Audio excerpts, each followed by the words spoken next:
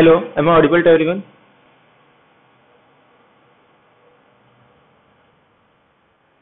Good evening to all of you.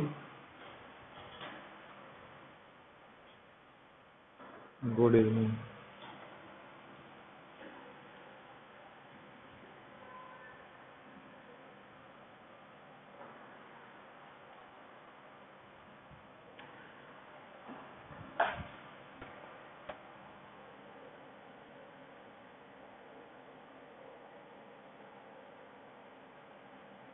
तो last lecture में हम लोग ने ग्रुप थ्योरी स्टार्ट किया था। ग्रुप थ्योरी के डेफिनेशंस वगैरह देखे थे कि ग्रुप का डेफिनेशन क्या होता है। उसके बाद ग्रुप के अंदर जो ग्रुप के एलिमेंट्स होंगे उनके ऑर्डर देखे थे, ऑर्डर ऑफ ग्रुप और order of group and order of elements. ठीक है, उनके एलिमेंट्स के और ग्रुप के ऑर्डर क्या होते हैं। उसके बाद हम लोग ने सब ग्रुप देखा था। फिर उसके बाद अबेलियन ग्रुप क्या होता है, साइक्लिक ग्रुप क्या होता है, और इससे रिलेटेड जो भी प्रॉपर्टी थी वो हमने डिस्कस किया था। और यहाँ से दो इंपॉर्टेंट ग्रुप देखे थे, एक तो साइक्लिक ग्रुप जेड और एक तो abelian group U of N और एक तो क्लाइन फोर्स। सिर्फ ये तीन ग्रुप के बारे में हम लोग ने लास्ट लेक्चर में डिस्कस किया था कि जेड एक साइक्लिक ग्रुप है, यू ऑफ एन एक अबेलियन ग्रुप है, और यू ऑफ एन ये या तो आइसोमॉर्फिक होगा जेड को या फिर जेड क्रॉस जेड मतलब इसके डायरेक्ट प्रोडक्ट को आइसोमॉर्फिक होता है। और डायरेक्ट प्रोडक्ट में हम लोग ने क्या देखा था कि जेड क्रॉस जेड ये साइक्लिक कब होगा, जब जेड और जेड तो दोनों साइक्लिक है और जो उनके ऑर्डर होंगे वो आपस में क्या होने चाहिए, रिलेटिवली प्राइम, तब जाके यू ऑफ एन भी क्या हो जाता है, साइक्लिक हो जाता है। और यू ऑफ एन के कुछ डिफरेंट फॉर्मूले देखे थे कि इसको इसके टर्म्स में एक्सप्रेस कर सकते हैं। ऑर्डर ऑफ ग्रुप से रिलेटेड, एलिमेंट से रिलेटेड कुछ इंपॉर्टेंट प्रॉपर्टी डिस्कस किए थे। सब ग्रुप तो आगे हम लोग और डिस्कस करेंगे। एक सब ग्रुप हम लोग ने देखा था सेंटर ऑफ ग्रुप का, कि किसी ग्रुप के वो सारे एलिमेंट इकट्ठा करेंगे जो हर एक के साथ कम्यूट करते हैं, और एक तो नॉर्मलाइजर जिसके अंदर किसी भी एक एलिमेंट के साथ कितने कम्यूट करते ग्रुप के अंदर वो सारे इकट्ठे किए थे, और दोनों क्या होते हैं, सब ग्रुप होते हैं। आगे एक और कॉन्सेप्ट देखेंगे नॉर्मल सब ग्रुप का। ठीक है, तो वहां पे भी हम लोग और कुछ ग्रुप डिफाइन करेंगे। आज हम लोग दो इंपॉर्टेंट ग्रुप के बारे में डिस्कस करेंगे। एक तो है परम्यूटेशन ग्रुप, दूसरा है डायहेड्रल ग्रुप। डायहेड्रल ग्रुप पे क्वेश्चन नहीं आया कभी सेट में, बट हम लोग डिस्कस करेंगे। और एक तो परम्यूटेशन ग्रुप, परम्यूटेशन पे बहुत सारे क्वेश्चन बनते हैं, नेट में भी, सेट में भी, गेट में भी। तो सबसे पहले आज हम लोग स्टार्ट करेंगे परम्यूटेशन ग्रुप से। बहुत इंपॉर्टेंट ग्रुप है ये, जिसके बारे में सब कुछ पता होना चाहिए।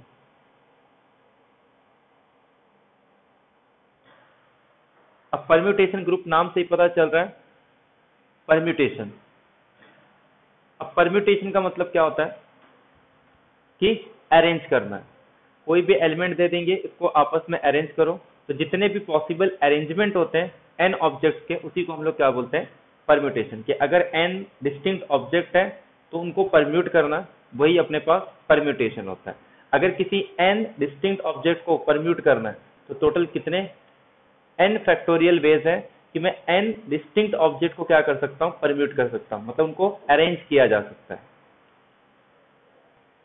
अब अगर इसी को मैं फंक्शन के टर्म्स में बोलूं तो परम्यूटेशन का मतलब क्या होता है कि जितने भी पॉसिबल बाइजेक्टिव फंक्शन बनते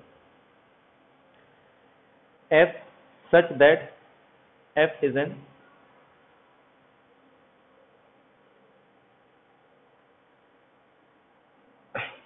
ठीक है, तो एक हमको क्या करना है, कलेक्शन लेना है जिसके पास जितने भी बाइजेक्टिव फंक्शन है।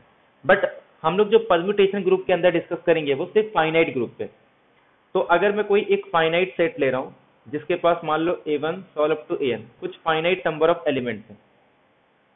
अब इस n एलिमेंट पे जितने भी बाइजेक्टिव फंक्शन डिफाइन कर सकता हूं, s से लेके s तक जितने भी पॉसिबल बाइजेक्टिव फंक्शन बनेंगे, एक सेट बनाऊंगा जिसके अंदर वो सारे फंक्शन होंगे जो s से लेके s तक, मतलब फाइनाइट सेट से लेके फाइनाइट सेट तक क्या होंगे, इज अ बाइजेक्टिव फंक्शन। ठीक है, तो ऐसे जितने भी पॉसिबल अपने पास बाइजेक्टिव फंक्शन है, और अपने को पता है किसी फाइनाइट सेट पे कितने बाइजेक्टिव फंक्शन, बाइजेक्टिव मतलब 1 1 ऑन 2, तो कितने 1 1 ऑन 2 फंक्शन डिफाइन कर सकते हैं, तो टोटल n फैक्टोरियल। तो एक ऐसा सेट अगर इस पे में अब ये फंक्शन है, तो हम लोग क्या करेंगे, यहाँ पे ऑपरेशन जो यूज करेंगे बाइनरी ऑपरेशन, वो अपने पास कंपोजिट बाइनरी ऑपरेशन हम लोग डिफाइन करेंगे कि f कंपोजिट g किसी भी एलिमेंट पे ऑपरेट करना है, तो ये आ जाता है f of g of x1, x1 belongs to. तो इस तरीके से हम लोग डिफाइन करेंगे कंपोजिट ऑपरेशन को किसी भी ग्रुप जिसके अंदर वो सारे फंक्शन है जो s से लेके s तक बाइजेक्टिव फंक्शन होंगे।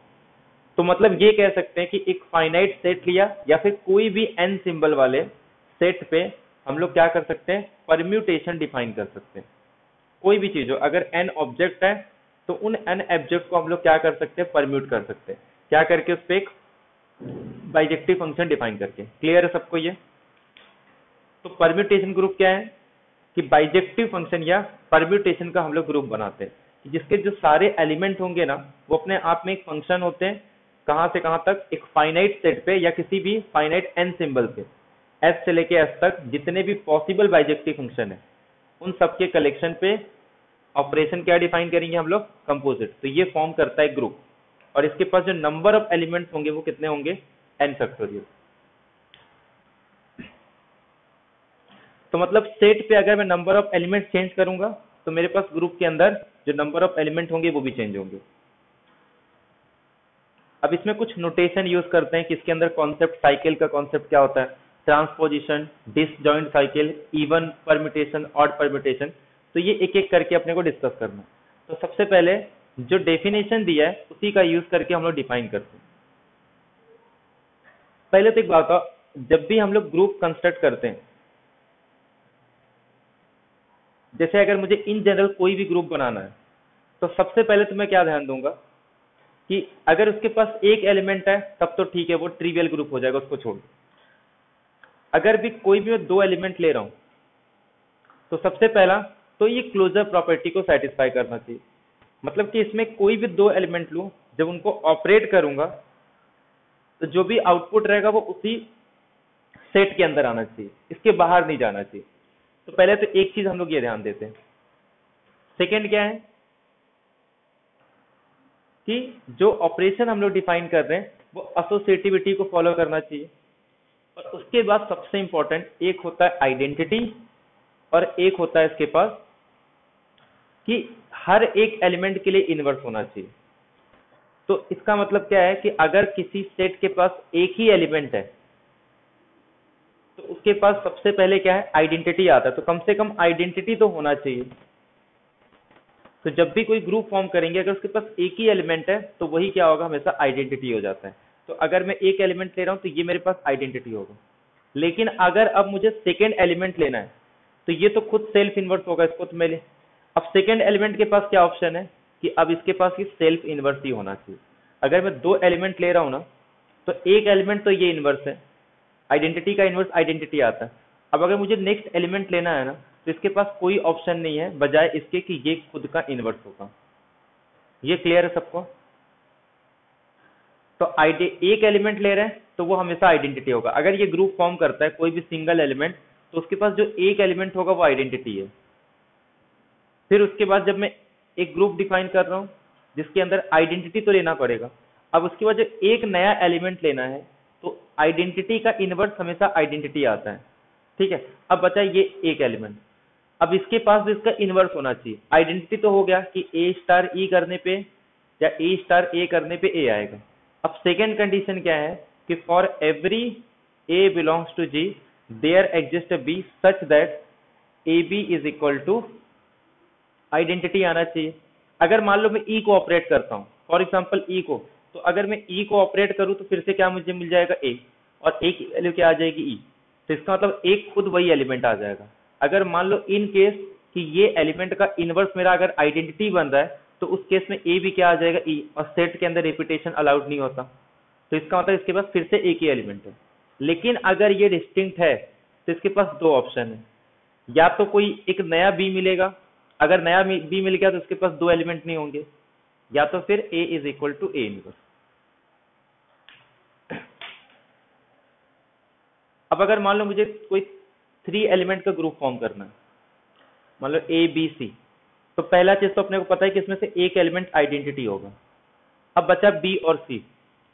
अब ग्रुप के अंदर कोई भी एलिमेंट आता है तो पहले तो आइडेंटिटी होना चाहिए, बाकी अगर किसी भी एलिमेंट को मैं सेट के अंदर डाल रहा हूं तो उसके साथ मुझे क्या डालना रहेगा, उसके इनवर्स को, तब जाके उस सेट को क्या बोलेंगे, उस ऑपरेशन के अंदर हम लोग ग्रुप बोलेंगे।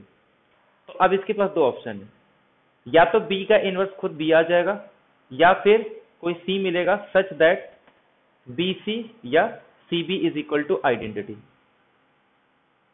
इसका मतलब क्या है कि सी बी का इनवर्स है और ये वाइस वर्सा, अगर बी सी का इनवर्स है तो सी बी का इनवर्स हो जाएगा, मतलब एक दूसरे के इनवर्स हो जाएंगे, तब किसी और एलिमेंट की जरूरत नहीं है। लेकिन अगर इन केस ये सेल्फ इनवर्स है तो सी के पास अब क्या ऑप्शन है कि सी बी क्या हो जाएगा, सेल्फ इनवर्स। तो ग्रुप फॉर्म करने के लिए सबसे पहले क्या चाहिए, एक आइडेंटिटी एलिमेंट, ठीक है। और दूसरा, अगर मैं किसी भी एक एलिमेंट को डाल रहा हूं इनपुट, तो मैं सिर्फ उसको नहीं डाल सकता हूं। अगर मैं सिर्फ एक एलिमेंट को डाल रहा हूं इसका मतलब या तो वो सेल्फ इनवर्स होगा, या तो अगर सेल्फ इनवर्स नहीं है तो इसका मतलब और एक एलिमेंट डालना पड़ेगा जो उसका इनवर्स होगा। तो इस तरीके से हम लोग ग्रुप बनाते हैं। जैसे वेक्टर स्पेस के अंदर याद है, वेक्टर स्पेस के अंदर ना कोई भी वेक्टर स्पेस को हम लोग क्या करते थे, पहले तो क्लोजर कि कोई भी दो एलिमेंट लेंगे तो उनका एडिशन भी उसी के अंदर होना चाहिए, उनका लीनियर मल्टीपल भी उन्हीं के अंदर, और फिर इन दोनों का यूज करके इनका लीनियर कॉम्बिनेशन लेते हैं, अल्फा ए प्लस बीटा बी। और इन दो एलिमेंट का यूज करके हम लोग क्या बनाते हैं, सब स्पेस बनाना स्टार्ट करते थे। तो इसका मतलब किसी भी सब स्पेस के अंदर जो एलिमेंट होते थे ना, वो किसी एलिमेंट के लीनियर कॉम्बिनेशन में रहते थे। जैसे अब मैंने एक सब स्पेस बनाया इन दो एलिमेंट का यूज करके, इसका मतलब W के अंदर अब जितने भी एलिमेंट होंगे ना, वो इन दोनों के लीनियर कॉम्बिनेशन में। अगर ये लीनियरली इंडिपेंडेंट है और ये पूरे W को जनरेट कर रहा है तो इसका मतलब इसका डायमेंशन 2 हो जाएगा। तो ऐसे ही और कोई एलिमेंट लूंगा, उनके लीनियर कॉम्बिनेशन देखूंगा, तो इसके जो सारे एलिमेंट है ना, उनको लीनियर कॉम्बिनेशन का यूज करके बनाते थे। ऐसे ग्रुप के अंदर हम लोग क्या करते हैं, किसी एलिमेंट को ऐड कर रहे हो तो साथ में उसके साथ क्या आता है, उसका इनवर्स आता है। ये बहुत इंपॉर्टेंट रोल प्ले करता है जब किसी ग्रुप को कंस्ट्रक्ट करना हो। समझ में आ रही है?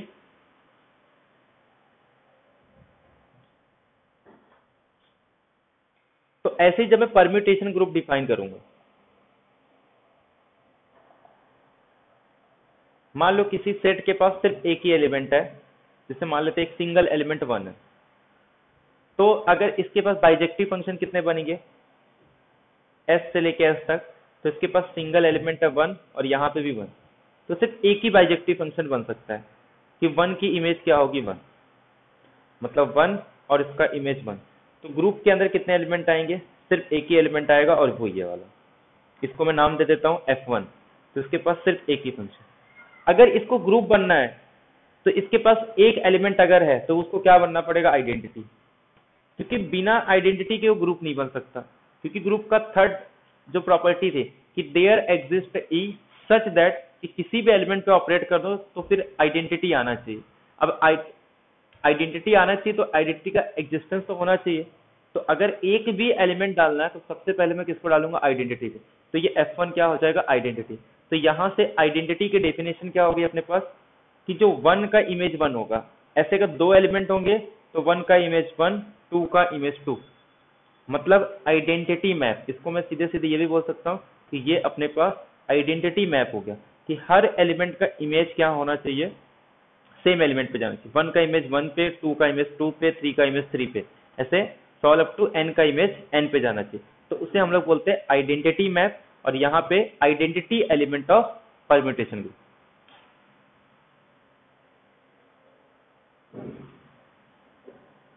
अब मान लेते हैं अगर इसके पास 2 एलिमेंट है, अब मुझे क्या करना है, एक फंक्शन डिफाइन करना, बाइजेक्टिव फंक्शन 1 2 1 2। एक तो मैं क्या कर सकता हूँ, 1 को 1 पे भेज दूं, 2 को 2 पे भेज दूं, तो ये मैप, इस मैप को क्या बोलेंगे, आइडेंटिटी। और ये अपने पास क्या आ जाएगा, आइडेंटिटी एलिमेंट इन ग्रुप के अंदर। और अगर फंक्शन है बोलेंगे तो ये आइडेंटिटी फंक्शन है। या तो मैं क्या कर सकता हूँ, 1 को 2 पे भेज दूं और 2 को 1 पे भेज दूं, तो ये क्या आ जाएगा अपने पास, 1 2, यहाँ पे 1 2 पे जा रहा है और 2 1 पे जा रहा है। तो इसका मतलब अगर मैं इसको I1 बोल दूं, मतलब ये मेरे पास I1 हो गया और ये मेरे पास F हो गया। तो एक ग्रुप बनाऊंगा जिसके अंदर 2 एलिमेंट रखूंगा, एक I1 और एक S। तो इसके पास 2 एलिमेंट आ गए। क्लियर है सबको? और फॉर्मूला भी क्या था अपने पास कि ग्रुप की कार्डिनिटी कितनी होगी, इसके पास कितने नंबर ऑफ एलिमेंट होंगे, जितने सेट के अंदर एलिमेंट ले रहे हैं उनका फैक्टोरियल, तो 2 का फैक्टोरियल। तो यहाँ पे 2 एलिमेंट ले। आइडेंटिटी क्या करता है, हर एलिमेंट को उसका इमेज भी सेम होगा, और ये क्या कर रहा है, 1 को 2 पे भेज रहा है और 2 को 1 पे भेज रहा है, ये वाला मैप।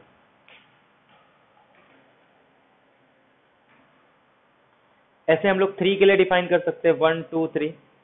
इसमें कितने बनेंगे टोटल अपने को पता है, परम्यूटेशन ग्रुप की कार्डिनिटी कितनी आ जाएगी, 3 का फैक्टर मतलब 6। ठीक है, जो इसका परम्यूटेशन ग्रुप बनाएंगे, तो इसका मतलब टोटल 6 फंक्शन ऐसे रहेंगे जो बाइजेक्टिव होंगे, और ये अपने को बनाने आता है।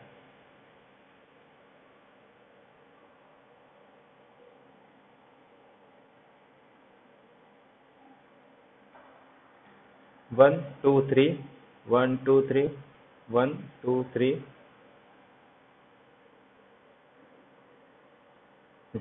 अब देखो ये जो स्टार्टिंग के 3 बना रहा हूं ना, इसमें हम लोग क्या करेंगे, सबसे पहले तो मैं 1 को 1 पे भेजूंगा, 2 को 2 पे भेजूंगा और 3 को 3 पे भेजूंगा। अब इसके बाद हम लोग क्या करेंगे, इसका जो साइकिल है ना, 1 को 2, 2 को 3, 3 को 1, फिर 1 को 3, 3 के 2, अरे 2 का 1 और 3 के 2।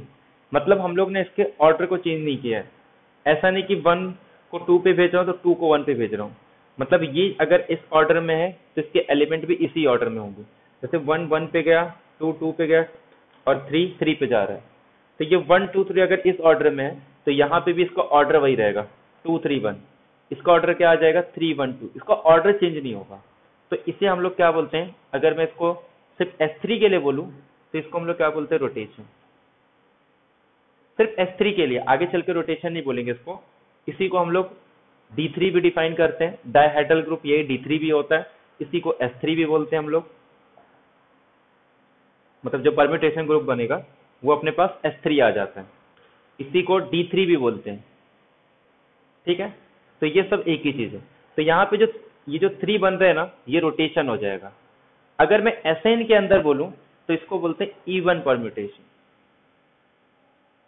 ये सारे कैसे हैं, इवन परम्यूटेशन है। क्योंकि जब हम लोग इसका सिग्नेचर लेंगे ना, सिग्नेचर मतलब इसको कितने बार हम लोग स्वैप कर रहे हैं, तो यहाँ पे देखो ये सब एक ही ऑर्डर में है। तो इसका मतलब ये इसका जो साइन आएगा ना सिग्नेचर, वो क्या आएगा, हर एक का 1 आने वाला है। तो ये सारे इवन परम्यूटेशन। अब हम लोग क्या करेंगे, 1 को ऐसे ही रखूंगा, एक बार 2 को वैसे ही रखेंगे और एक बार 3, और यहाँ पे क्या करेंगे, 2 का इमेज 3, 3 का इमेज 2। अब इसका ऑर्डर मेंटेन नहीं है। यहाँ पे 1 को 3 पे, 3 को 2 पे, यहाँ पे 1 को 2 पे, 2 को 1 पे। अब ये जो बन रहे हैं इसी को हम लोग ऑड परम्यूटेशन बोल सकते हैं। अगर D3 के अंदर बोलो तो इसी को हम लोग रिफ्लेक्शन बोल सकते हैं। ठीक है, तो अगर S3 की बात करूं या D3 की बात करूं, टोटल ये 6 एलिमेंट बनते हैं यहाँ पे। D3 के अंदर इसको रोटेशन बोलते हैं, इसको रिफ्लेक्शन बोलते हैं। S3 के अंदर ये तीनों एलिमेंट क्या आ जाएंगे, इवन परम्यूटेशन, और ये तीनों एलिमेंट क्या आ जाएंगे अपने पास, अरे रोटेशन, और ये रिफ्लेक्शन, इवन परम्यूटेशन और ये ऑड परम्यूटेशन। तो यहाँ तक क्लियर है सबको? तो मतलब अगर मुझे ग्रुप बनाना है तो उसमें 6 एलिमेंट, तो वो 6 bijective function F1 F2 F3 F4 F5 और F6। ऑपरेशन क्या रहेगा मेरे पास, बाइनरी ऑपरेशन, यहाँ पे कंपोजिट। तो ये 6 बाइजेक्टिव फंक्शन का यूज करके मैं एक ग्रुप फॉर्म कर सकता हूँ अंडर कंपोजिट बाइनरी ऑपरेशन। ये क्लियर है सबको? जिसमें से स्टार्टिंग के 3 जो थे ये इवन परम्यूटेशन है, और ये सारे क्या आ जाएंगे, ऑड परम्यूटेशन। बट इसको अब ऐसे तो लिख नहीं सकते हम लोग कि ये F1 F2 F3, मतलब कोई तो सिंबल चाहिए ना जिसका यूज करके हम लोग ग्रुप को एक अच्छे तरीके से लिख सके। तो उसके लिए हम लोग क्या डिफाइन करते हैं, साइकिल डिफाइन करते हैं। अब साइकिल के अंदर क्या होता है कि एक रो रिप्रेजेंटेशन है जिसके अंदर जो नेक्स्ट वाला एलिमेंट होता है वो फर्स्ट का इमेज होता है। जैसे फॉर एग्जांपल अगर मैं कुछ इस तरीके से लिख रहा हूं, तो जो फर्स्ट वाले का इमेज होगा ना, इसका सेकेंड एलिमेंट आएगा, सेकेंड वाले का इमेज इसका थर्ड एलिमेंट आएगा, और जो लास्ट वाला एलिमेंट रहेगा उसका इमेज होता है फर्स्ट एलिमेंट। तो इसका मतलब क्या है कि जैसे मैं लिखूं 1 2 3, तो 1 का इमेज इसका नेक्स्ट एलिमेंट, 2 का इमेज इसका नेक्स्ट एलिमेंट, और लास्ट वाले का इमेज इसका फर्स्ट एलिमेंट होता है। मतलब इस फंक्शन को मैं इस तरीके से लिख पा रहा हूँ, इसको बोलते हैं साइकिल। क्लियर है सबको? तो साइकिल, अगर मैं एक साइकिल का एक रो रिप्रेजेंटेशन है जिसके अंदर जो नेक्स्ट वाला एलिमेंट है वो फर्स्ट का इमेज होता है, और जो लास्ट वाला एलिमेंट है उसका इमेज क्या होगा, फर्स्ट, या फिर first is a image of last element. ये क्लियर है सबको? तो इसको हम लोग बोलते हैं साइकिल।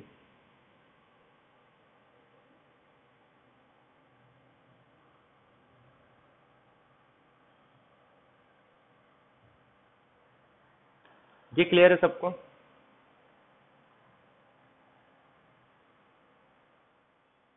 अब इस साइकिल के अंदर इसका अगर एक रो मतलब एक मैंने रो रिप्रेजेंटेशन ले लिया परम्यूटेशन ग्रुप के किसी भी एलिमेंट का, मतलब ये फंक्शन थे, मैंने इसको रो रिप्रेजेंटेशन में लिख, यानी कि एक साइकिल बना ली।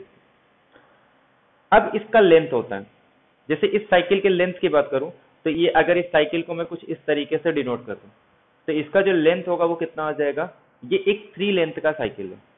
ऐसे मान लो अगर मैं एक फंक्शन ले लूं S4 के अंदर 1 2 3 4 2 3 1 2,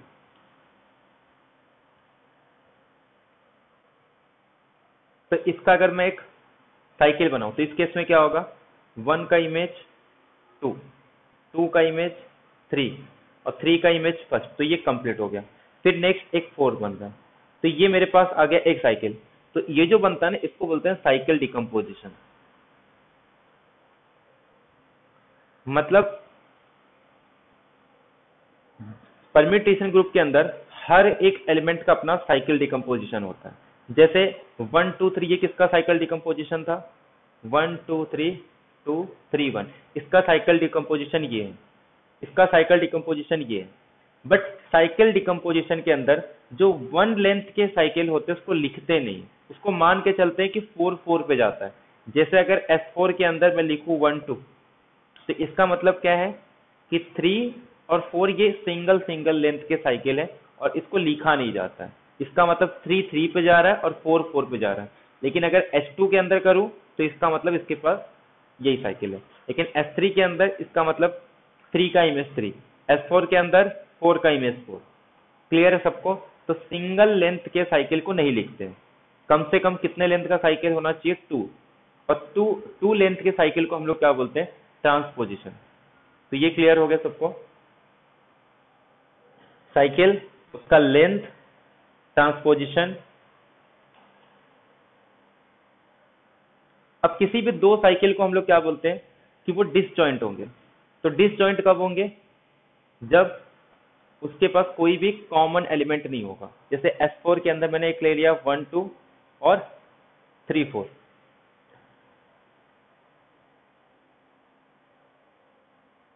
तो ये क्या है, आपस में डिसजॉइंट साइकिल है।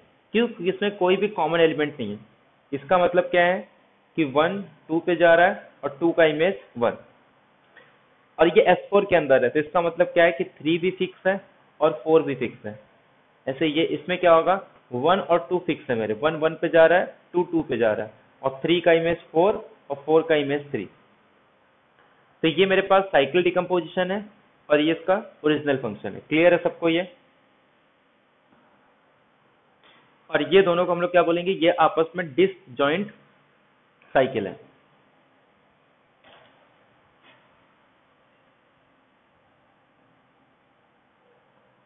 ये क्लियर है सबको?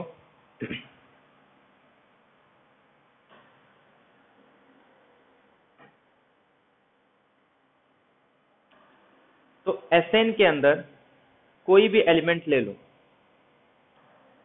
उसको हम लोग क्या कर सकते हैं, उसका एक साइकिल डिकम्पोजिशन बना सकते हैं, वो भी disjoint, product of disjoint cycle के फॉर्म में लिख सकते हैं। Sn के अंदर किसी भी एलिमेंट को हम लोग क्या कर सकते हैं, डिसजॉइंट साइकिल में लिख सकते हैं। ठीक है? अब ये डिसजॉइंट साइकिल में लिखने के बाद अगर मान लो इसका मुझे फाइंड आउट करना है कि इसका ऑर्डर क्या होगा। अगर एक सिंगल साइकिल है तो उसका ऑर्डर क्या होगा, जितने नंबर ऑफ एलिमेंट उस साइकिल के अंदर प्रेजेंट है। लेकिन अगर फॉर एग्जांपल उसको मैं डिसजॉइंट साइकिल बना रहा हूँ, तो डिसजॉइंट साइकिल बनाने के बाद अब उसका ऑर्डर निकालना है। तो उसका ऑर्डर निकालने के लिए हम लोग क्या करेंगे, अगर ये सारे डिसजॉइंट है तो इसका मतलब क्या है, हर एक का अपना अपना लेंथ होगा। तो एक तो इनके लेंथ का एलसीएम ले लो या फिर इनके ऑर्डर का, क्योंकि अगर ये डिसजॉइंट है तो इसका मतलब जो लेंथ का साइकिल होगा ना, जिस लेंथ का, वही इसका ऑर्डर हो जाएगा। तो ऐसे हर एक एलिमेंट का मतलब जो ये जितने भी डिसजॉइंट साइकिल है, हर एक साइकिल का क्या निकाल लो, ऑर्डर निकाल लो या फिर उनका लेंथ निकाल लो, और बाद में उसका क्या करना है, एलसीएम लेना है। ठीक है, तो ये पॉइंट क्लियर है सबको।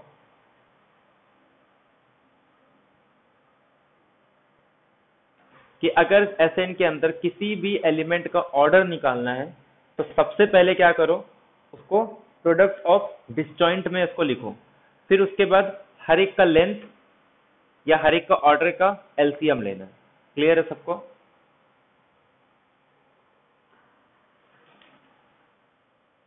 अब इससे एक और बात पता चलती क्या, अगर इस फॉर्म में लिख पा रहे, इसका मतलब क्या है कि डिसजॉइंट तो ये पहले ही बोल रहा है, और एक चीज है कि ये आपस में क्या करते हैं, कम्यूट करते हैं, तब जाके ये फॉर्मूला बनता है। इन जनरल अगर कोई भी मैं जैसे अलग अलग एलिमेंट है ए इंटू बी, और इसका ऑर्डर किसके इक्वल आ जाएगा, order of A into order of B. तो ये कब बोलते हैं हम लोग कि अगर ए इंटू बी का ऑर्डर निकालना है तो ये इसके एलसीएम के इक्वल आएगा।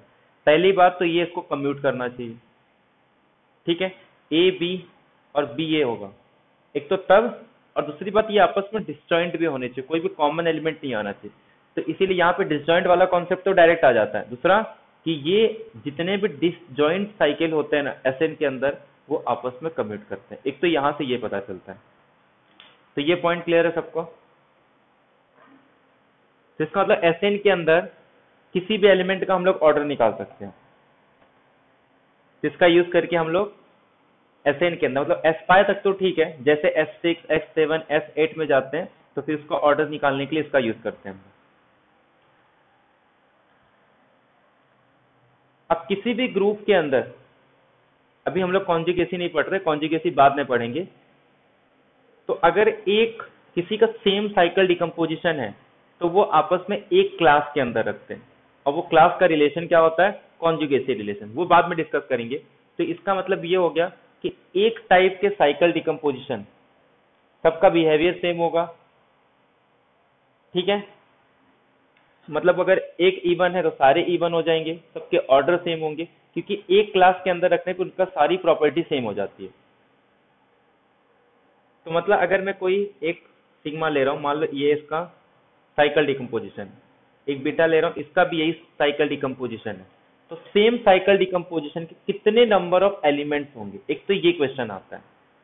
तो अब इसमें दो केस है कि अगर एक सिंगल साइकिल का है, मान लो एक सिंगल साइकिल है A1 से लेके AR तक, कितने लेंथ का ये, R लेंथ का, एक तो इस फॉर्म में हो सकता है, या फिर उसको मैं कैसे लिख सकता हूं, सिग्मा। अब इसमें क्या कर सकते हैं, ध्यान दो, इसको अलग अलग पार्ट्स में हम लोग, इसको मैं एग्जांपल समझाता हूं। जैसे मान लो S7 का मैंने एक एलिमेंट ले लिया,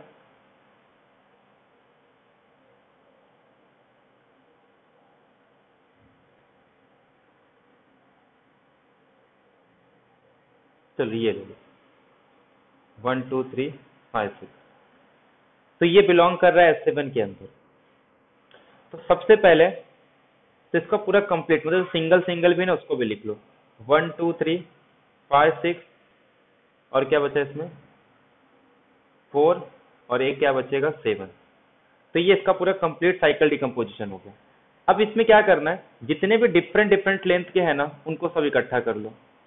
मतलब जैसे मान लो कुछ N1 टाइप के हैं, कुछ N2 टाइप के हैं, कुछ ऐसे N3 टाइप के हैं, और ऐसे कुछ NK टाइप के हैं। तो इसका मतलब 1 लेंथ के कितने हैं, यहाँ पे 2 है, 2 लेंथ के कितने हैं 1, और 3 लेंथ के कितने हैं यहाँ पे 1 है। तो पहले उसको लेंथ वाइज क्या करो, उसको अलग अलग कर दो कि एक लेंथ के कितने हैं, मतलब सेकेंड लेंथ के कितने हैं, थर्ड लेंथ के, मतलब अलग अलग लेंथ के कितने एलिमेंट है उसके पास। तो ये पॉइंट क्लियर है सबको। मान लो पहले टाइप के कुछ अल्फा 1 है, दूसरे टाइप के कुछ अल्फा 2 है, तीसरे टाइप के कुछ अल्फा 3 है, ऐसे कुछ अल्फा के इतने नंबर ऑफ एलिमेंट है। ये टाइप के अल्फा 1, ये टाइप के अल्फा 2, ये टाइप के अल्फा 3 और ये टाइप के अल्फा के। ये समझ में आया?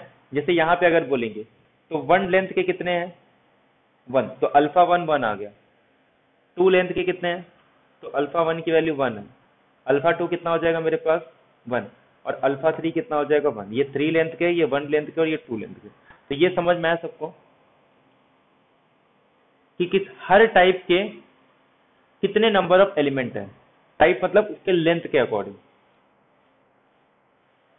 तो अब क्या करना है, ये दो अलग अलग, इसको भी हम लोग इस फॉर्म में लिख सकते हैं क्योंकि हर एक एसएन के अंदर हर एक एलिमेंट को प्रोडक्ट ऑफ डिसजॉइंट, मतलब डिसजॉइंट साइकिल में लिख सकते हैं। और ये मेरे पास अगर सिंगल आर लेंथ का है, तो अगर सिंगल आर लेंथ का है तो इस टाइप के जो टोटल डिकम्पोजिशन आएंगे ना, वो कितने आएंगे, N P R upon R. अब इसमें ये आर से क्यों डिवाइड करते हैं, मेरे पास टोटल चॉइस कितने एन एलिमेंट है, अब उसमें से मैं कितने लेंथ का सिलेक्ट करना चाहता हूँ आर। पर प्रॉब्लम क्या होता है, ऐसे मैं 1 2 3 ले लूं, या फिर मैं 2 3 1 लूं, या फिर मैं 1 2 3 हो गया, 2 3 1 हो गया, 3 1 2 हो गया, ये सबका मीनिंग सेम है, तीनों एक ही है ना, तीनों में कोई चेंजेस है। इसको भी अगर मैं लिखूं 1 2 2 3 3 1, इसमें क्या है 2 3 3 1 1 2, और ये क्या है 3 1 1 2 और 2 3। अगर मैं इनको फंक्शन में देखूं तो क्या तीनों डिफरेंट है, एक ही है ना। हेलो, अगर फंक्शन में देखेंगे तो फंक्शन में क्या रहता है, 1 2 पे जा रहा है, इसमें 1 2 पे जा रहा है, इसमें 1 2 पे जा रहा है, 2 3 पे जा रहा है, 2 3 पे जा रहा है, 2 3 पे जा रहा है, 3 1 पे जा रहा है, 3 1 पे। तो देखा जाए तो ये एक ही फंक्शन है, मतलब ये जो मैं 3 बार लिखा हूं ये यूजलेस है, इसका कोई मीनिंग नहीं है। जबकि परम्यूटेशन करेंगे तो ये तो तीनों आएंगे ना, तो सारे नहीं आएंगे, तो उसमें से कुछ कैंसिल हो जाएंगे, तो इसके लिए इसका फॉर्मूला क्या आ जाता है, एनपी आर अपॉन आर। तो अगर किसी एलिमेंट का जो साइकिल डिकम्पोजिशन है वो सिंगल एक साइकिल है आर लेंथ का, उस केस में कोई प्रॉब्लम नहीं। N P R upon R, इतने नंबर ऑफ इस टाइप के साइकिल डिकम्पोजिशन थे, मतलब सेम साइकिल डिकम्पोजिशन के कितने एलिमेंट होंगे total, N P R upon R. तो ये क्लियर हो गया सबको।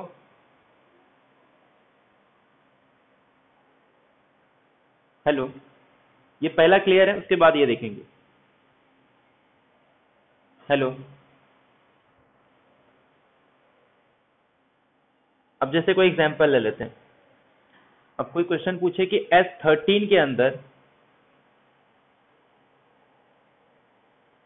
इस टाइप के कितने एलिमेंट होंगे, या इसके क्लास में कितने एलिमेंट होंगे, या फिर एक क्वेश्चन आगे पूछ सकता है कि इसके साथ कॉन्जुगेट करने वाले कितने एलिमेंट होंगे, क्योंकि कॉन्जुगेसी में वही एलिमेंट आते हैं जो इसके क्लास में हो, और एसएन के अंदर इसके क्लास में वही एलिमेंट आएंगे जिनका साइकिल डिकम्पोजिशन सेम हो। ठीक है, अब इसके साथ साइकिल डिकम्पोजिशन कितने एलिमेंट होंगे, तो ये एक सिंगल साइकिल बन रहा है क्योंकि 1 1 को लिखते नहीं हम लोग। तो इस केस में क्या करना है अपने को, यहाँ पे n कितना है, n इज इक्वल टू 13, और इस साइकिल का लेंथ कितना है 6, तो r इज इक्वल टू 6 है। तो जो number of elements of same cycle decomposition S 1 2 3 4 5, तो इसके जैसे सेम साइकिल डिकम्पोजिशन होंगे, ऐसे कितने नंबर ऑफ एलिमेंट होंगे, तो N P R upon R, मतलब 13 पी 6 अपॉन 6। तो ये आ जाएगा 13 12 11 10 9 8, मतलब 3 4 5 6 अपॉन 6। तो ये इतने नंबर ऑफ एलिमेंट आ जाएंगे, या फिर सिंपल ये। तो ये क्लियर है सबको।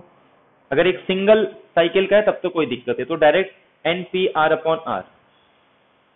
तो ये फॉर्मूला आएगा कब, जब एसएन के अंदर ऐसा एलिमेंट जिसके साइकिल डिकम्पोजिशन में सिर्फ एक ही साइकिल आता है।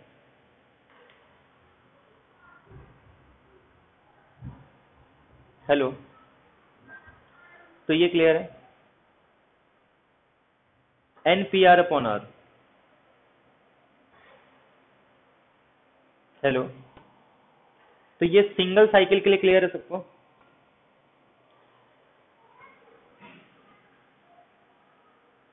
अब अगर मान लो किसी के पास एक से ज्यादा साइकिल आ रहा है, जैसे अगर अब मैं इसका एक एलिमेंट ले रहा हूं,